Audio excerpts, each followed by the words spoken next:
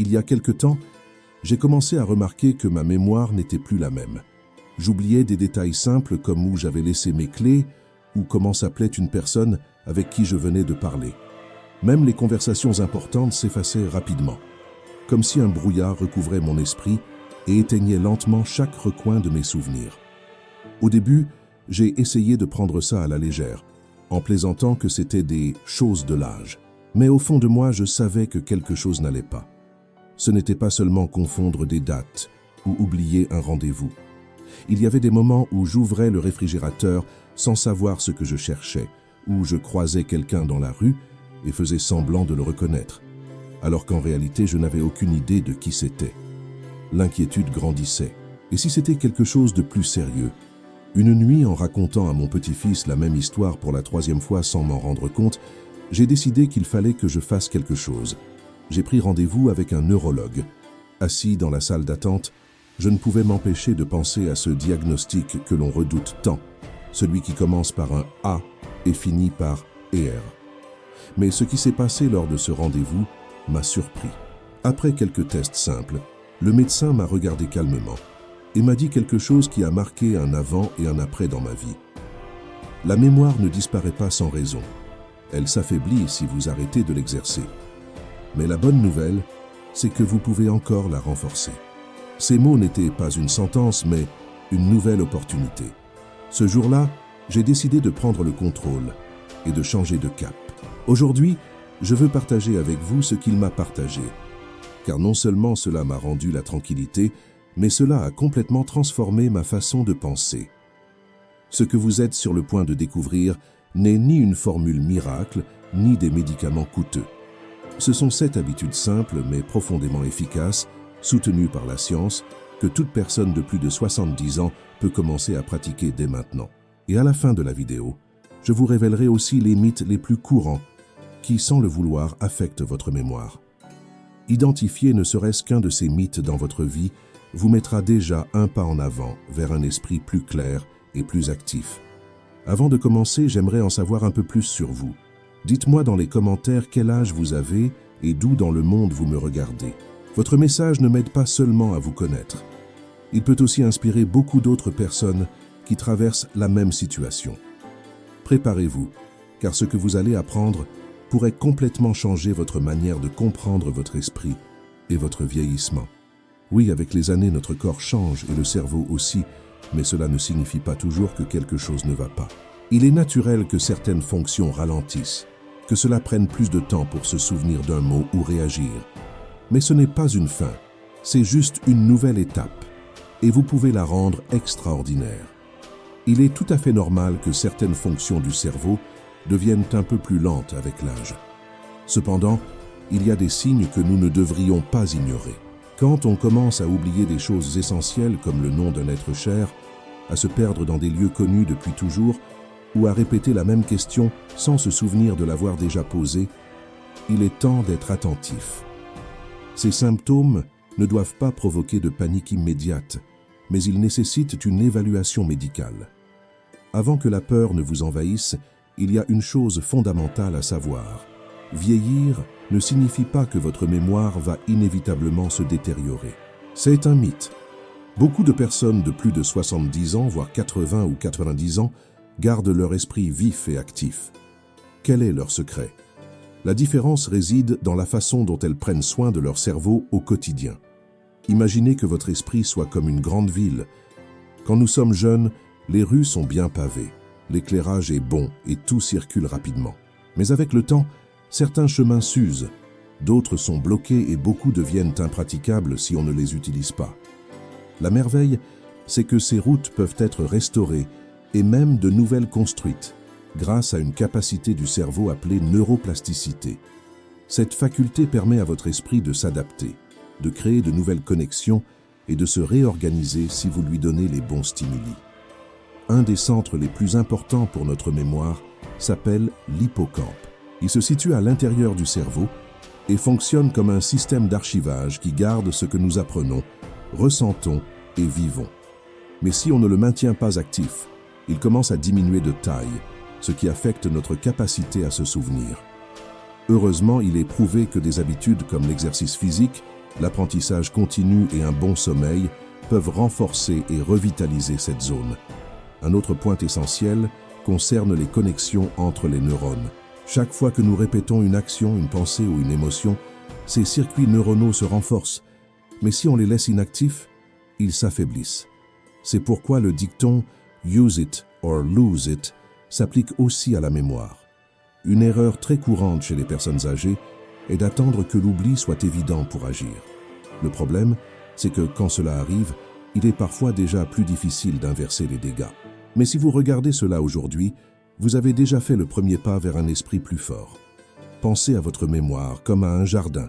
Si vous l'arrosez, le nourrissez et en prenez soin, il continuera à fleurir longtemps. Il ne s'agit pas d'avoir une mémoire parfaite, mais de conserver la capacité de se souvenir de ce qui compte vraiment. Vos expériences, vos décisions, vos relations, en somme, votre essence. Maintenant que vous comprenez pourquoi la mémoire peut s'affaiblir avec l'âge, il est temps de parler de ce que vous pouvez faire pour la maintenir solide. Et nous allons commencer par un conseil qui, bien que simple en apparence, a un impact profond. Exercer le langage chaque jour. Je me souviens quand le neurologue m'a dit avec un sourire serein, « Si tu veux garder ta mémoire, commence par bouger la langue. Parle, écris, écoute. Les mots sont ta salle de sport mental. » À ce moment-là, je ne comprenais pas tout à fait ce qu'il voulait dire, mais avec le temps, c'est devenu clair. Le langage est l'un des outils les plus puissants que nous ayons pour garder l'esprit actif. En arrêtant de l'utiliser, on perd en précision dans le discours et on affaiblit aussi les connexions mentales nécessaires pour se souvenir. Cela t'est-il déjà arrivé de savoir ce que tu veux dire, mais de ne pas trouver le mot? Cette sensation frustrante de l'avoir sur le bout de la langue est un signe que ce muscle a besoin d'entraînement. C'est pourquoi je te partage quelques façons simples, mais très efficaces, de garder ton langage en forme. D'abord, lire à voix haute. Pas besoin de réciter des discours compliqués. Cela peut être un poème, une recette ou un extrait de n'importe quel texte. Cela stimule ta compréhension, ta prononciation et ta mémoire auditive. Ensuite, raconter des histoires, partager des anecdotes avec tes proches, te remémorer des situations et les narrer avec détail aide ton cerveau à exercer la mémoire, l'organisation mentale et l'expression. Enfin, apprendre de nouveaux mots. Chaque semaine, cherche un mot que tu n'utilises pas habituellement. Écris-le, utilise-le dans une phrase, intègre-le à ton vocabulaire. C'est comme ouvrir de nouveaux chemins dans ton esprit. Ces petites actions, répétées chaque jour, peuvent avoir un impact énorme. Ta mémoire peut rester vive, forte et claire si tu décides de lui donner les soins qu'elle mérite. Parler toujours avec les mêmes personnes peut rendre nos conversations monotones et prévisibles, sans offrir de nouveaux défis mentaux. En revanche, quand tu échanges avec des personnes différentes, même occasionnellement, ton cerveau est obligé de s'adapter à des styles de communication variés, des sujets inattendus et de nouvelles façons de répondre. C'est un vrai cadeau pour ton esprit. Si tu vis seul ou si tu n'as pas beaucoup d'occasions de converser, il existe des alternatives très précieuses. Tu peux écouter des livres audio bien narrés et répéter certaines phrases à voix haute ou te commenter à toi-même ce que tu viens d'entendre. Les jeux de mots fonctionnent aussi très bien. Mots croisés, rimes, virelangues, ou même écrire de petits récits. Quelque chose d'aussi simple que de raconter à voix haute comment s'est passée ta journée peut faire une grande différence. Aujourd'hui, j'ai pris mon petit déjeuner, je suis allé me promener, j'ai vu un oiseau au parc. Peu importe s'il n'y a personne pour t'écouter, l'important est que tu t'entendes toi-même. Le langage va bien au-delà de la communication. C'est le fil qui relie ce que nous sommes à ce que nous rappelons. C'est ce pont qui unit tes expériences à ton identité.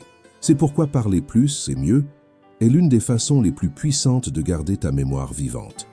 Chaque mot que tu prononces est comme une petite clé qui ouvre des portes dans ton esprit. Passons maintenant à un autre conseil essentiel, le mouvement. Je n'oublierai jamais quand le neurologue m'a dit quelque chose qui m'a déconcerté. Marcher une demi-heure par jour peut faire plus pour ta mémoire que beaucoup de suppléments coûteux.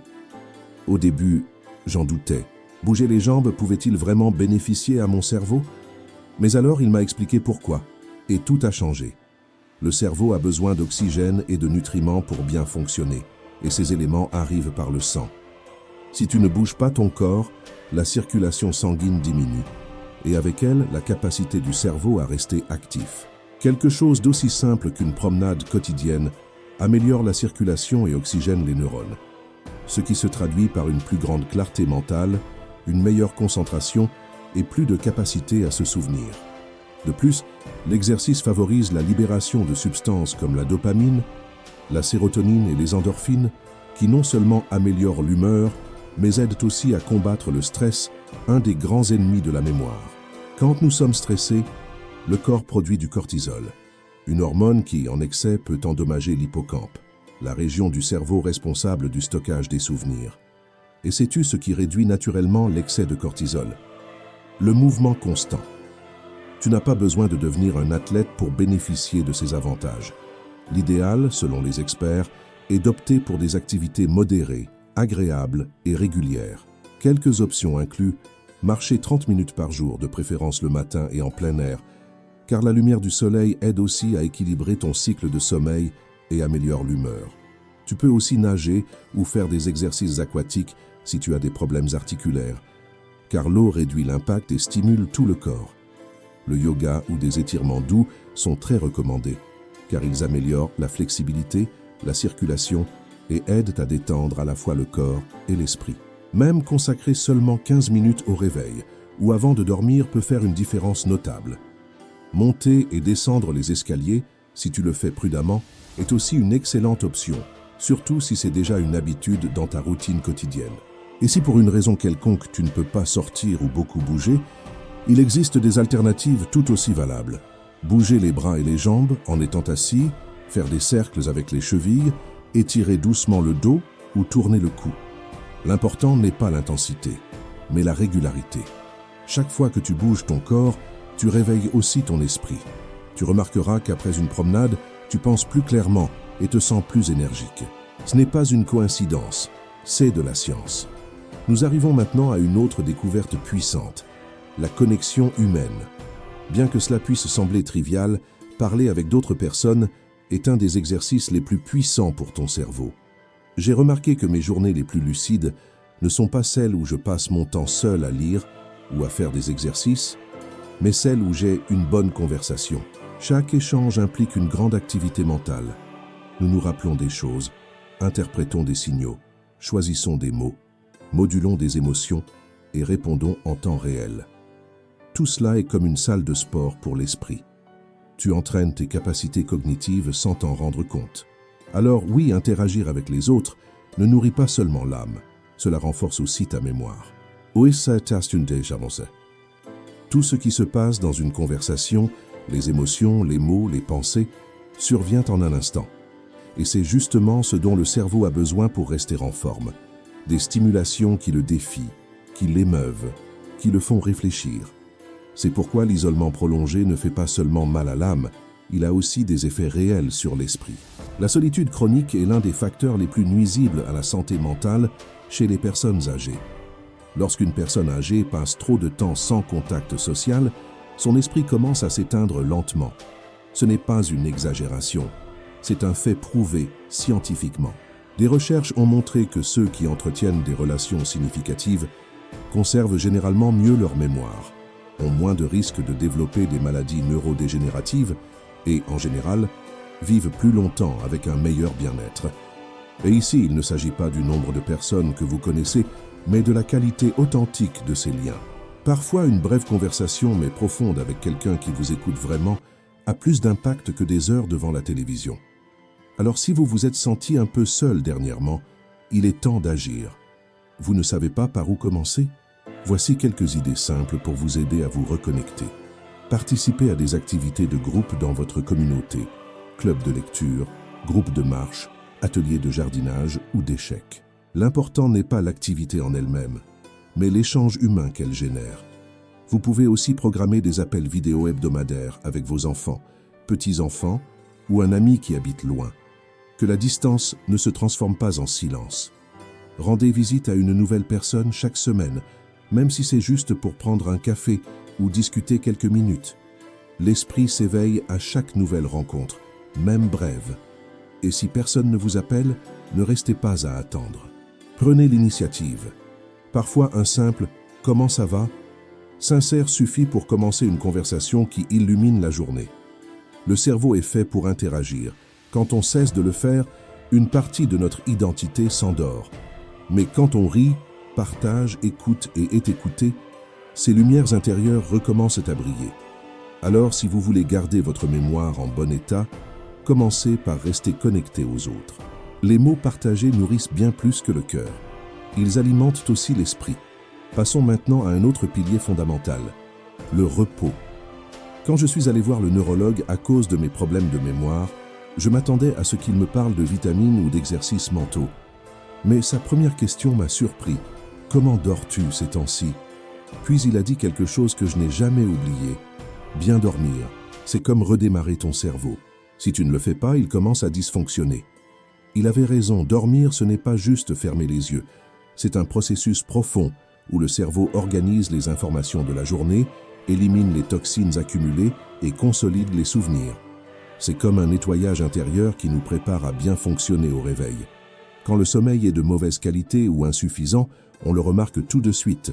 Manque de concentration, oubli fréquent, confusion, irritabilité. Et si l'insomnie devient habituelle, le risque de déclin cognitif augmente considérablement. Le problème est que souvent, c'est nous-mêmes qui sabotons notre sommeil sans le savoir.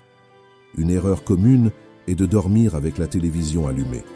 Même si cela semble relaxant, la lumière et le bruit empêchent le cerveau d'entrer dans les phases profondes du sommeil. Une autre erreur est d'avoir des horaires chaotiques. Un jour, on se couche tôt, un autre, on veille tard. Ce manque de routine perturbe notre horloge interne. Voici donc quelques conseils pratiques pour améliorer votre sommeil et, par conséquent, votre mémoire. D'abord, établissez une routine pour vous coucher et vous réveiller à la même heure tous les jours, même le week-end. Cela aide à réguler votre rythme naturel. Ensuite, éteignez les écrans au moins 1 heure avant de dormir. La lumière bleue des appareils électroniques gêne la production de mélatonine, l'hormone qui induit le sommeil. À la place, faites une activité relaxante. Lisez un livre calme, écoutez de la musique douce, prenez une douche tiède ou faites des respirations profondes. Troisièmement, faites attention à ce que vous mangez. Évitez les repas lourds le soir et réduisez la caféine dans l'après-midi. Le corps doit être détendu, pas occupé à digérer. Et oui, les siestes sont bonnes, mais elles doivent être courtes, entre 15 et 20 minutes, de préférence après le déjeuner. Dormir trop longtemps dans la journée peut perturber le sommeil nocturne. Bien dormir n'est pas un luxe, c'est une nécessité vitale.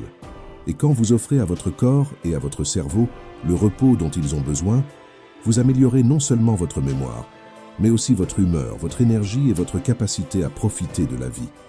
N'oubliez jamais, pendant que vous dormez, votre esprit ne s'arrête pas. Au contraire, il travaille intensément pour prendre soin de vous. Chaque nuit de sommeil profond est un cadeau pour votre cerveau, une nouvelle chance de commencer la journée avec clarté.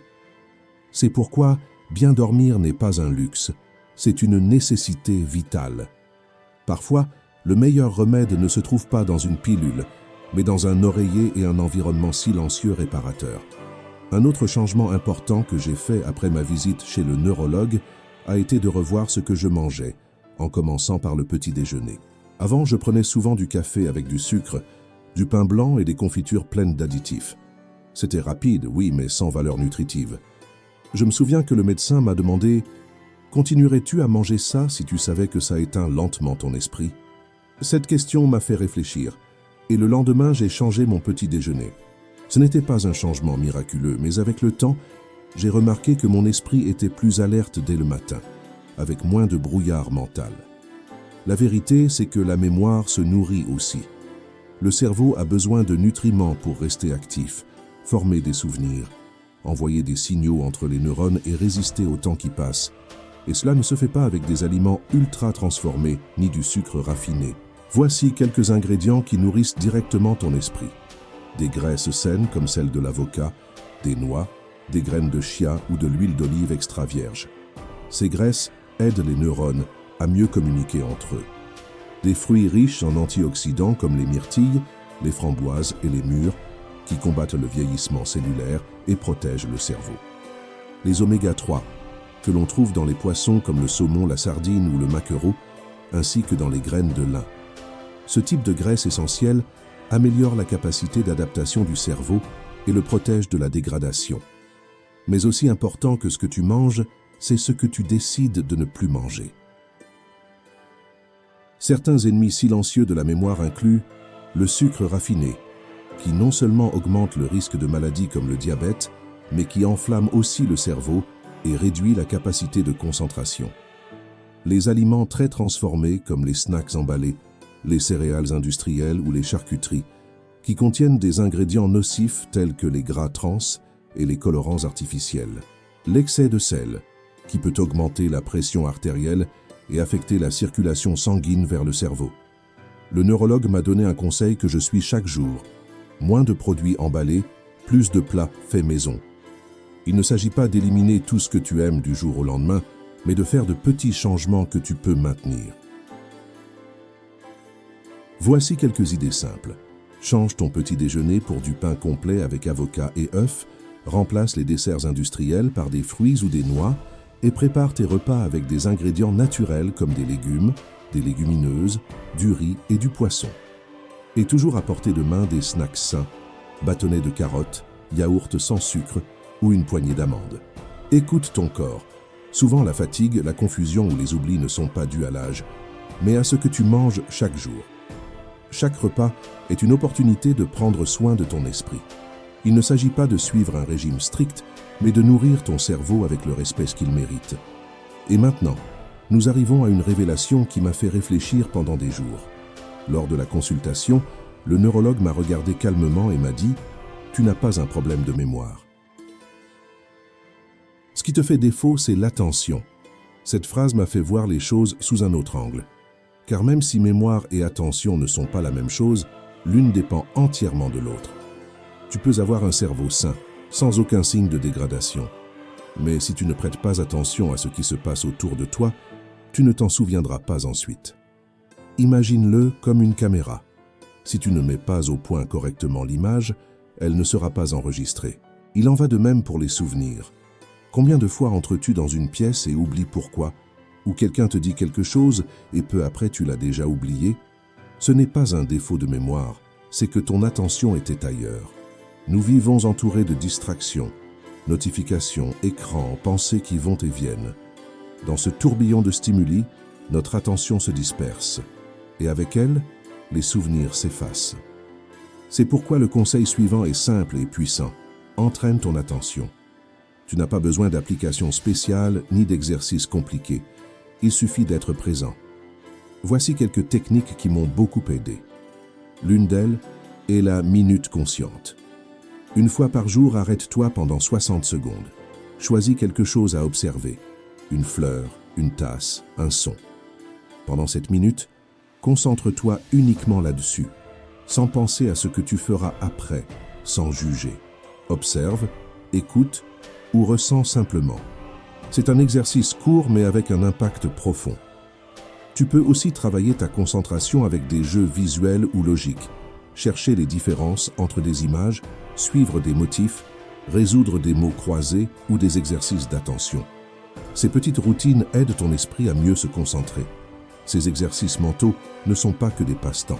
En les pratiquant, tu actives la partie frontale de ton cerveau, responsable de maintenir ton attention et de gérer la mémoire à court terme. Par exemple, tu peux faire une observation intentionnelle. Choisis une personne ou un lieu que tu vois tous les jours et pose-toi des questions sur ce qui est nouveau. Quelles chaussures porte-t-elle aujourd'hui? Quels objets décorent cette pièce? Ce type d'exercice entraîne ton cerveau à rester attentif. Au début, cela peut être difficile. Ton esprit se disperse facilement, comme un chiot agité. Mais avec la pratique, tu apprends à te concentrer de nouveau. Et chaque fois que tu y arrives, ton esprit se renforce. Le mieux, c'est qu'il se passe quelque chose de merveilleux. Tu te souviens de plus de choses. Car en prêtant plus attention, tu enregistres mieux ce que tu vis.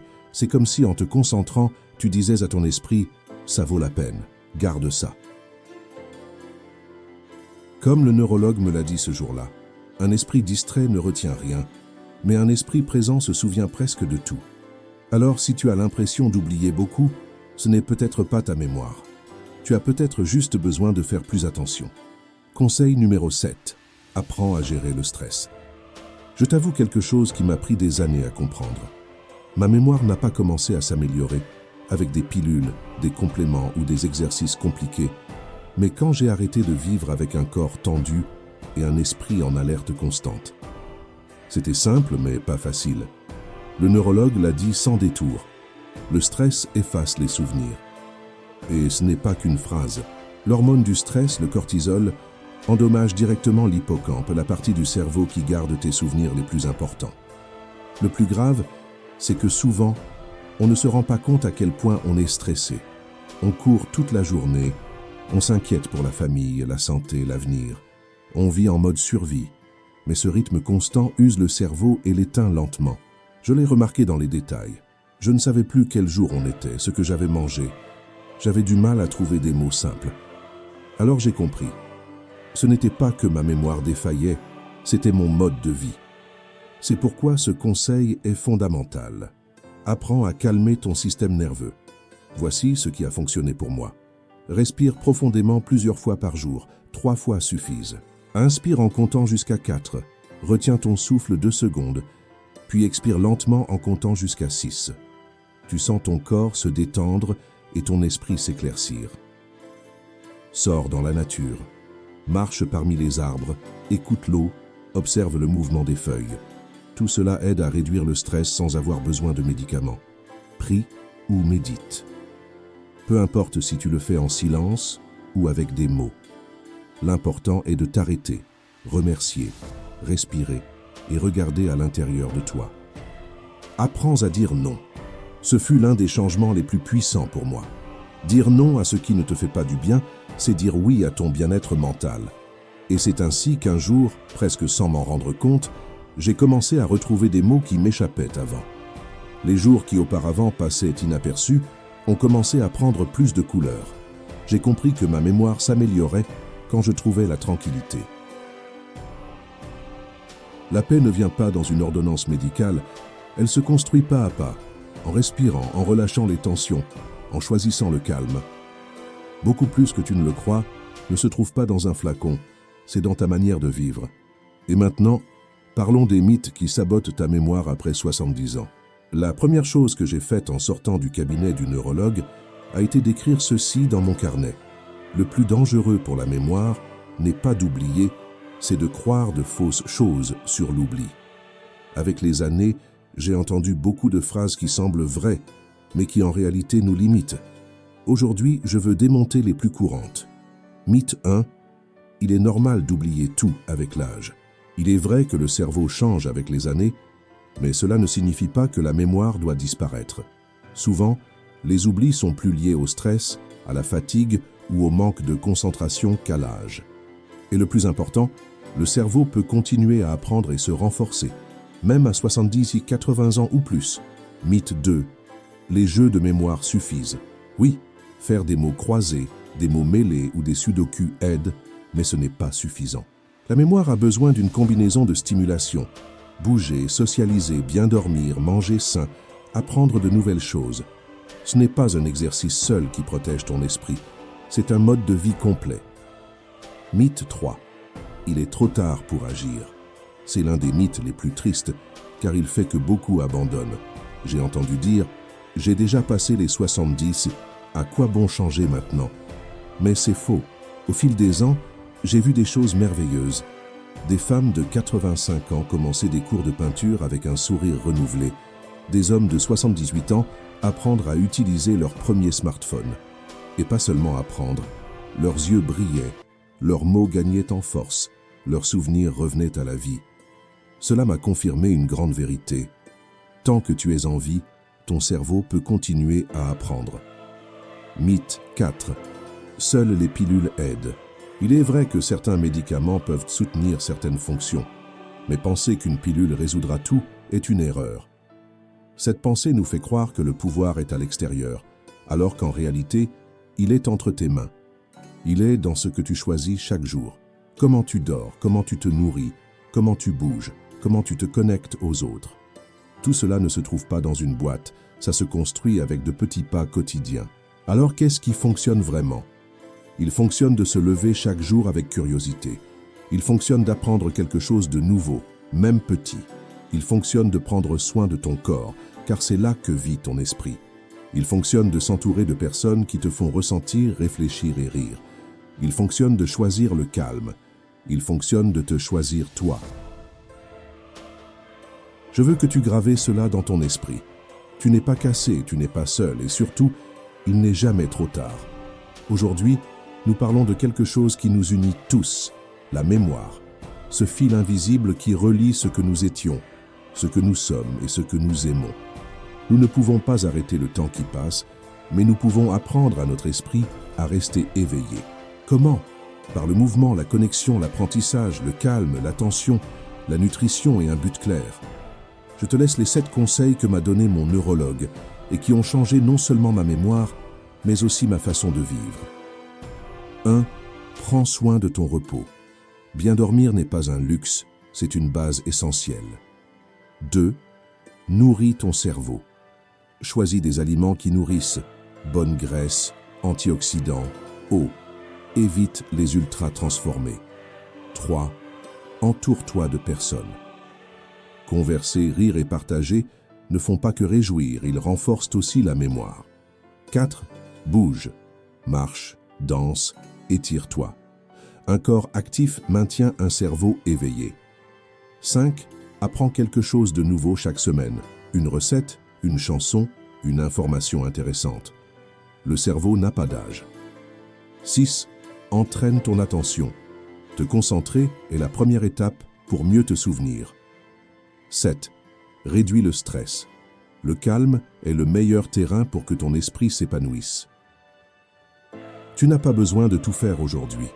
Choisis juste un conseil, un que tu peux commencer tout de suite. Peut-être te coucher un peu plus tôt ce soir, ou sortir, marcher 10 minutes de plus demain, ou appeler quelqu'un juste pour avoir une bonne conversation. Ces petits gestes, répétés avec amour, sont ceux qui transforment vraiment ta vie. Et avant que tu partes, je veux te poser une question. Lequel de ces 7 conseils vas-tu mettre en pratique cette semaine? Écris-le, fais-en ton engagement. Si quelque chose de ce que tu as entendu aujourd'hui t'a touché le cœur ou t'a fait réfléchir, raconte-le-moi dans les commentaires. Quel conseil t'a le plus surpris? Est-ce que toi aussi, tu as l'impression d'oublier plus de choses ces temps-ci? Je serai ravi de te lire et de te répondre. Et si tu ne l'as pas encore fait, abonne-toi à la chaîne pour continuer à apprendre ensemble. Car prendre soin de toi comme tu le mérites, commence par te rappeler que tu es encore dans les temps. On se voit dans la prochaine vidéo. D'ici là, prends soin de ton corps, calme ton esprit. Et surtout, garde ta curiosité vivante.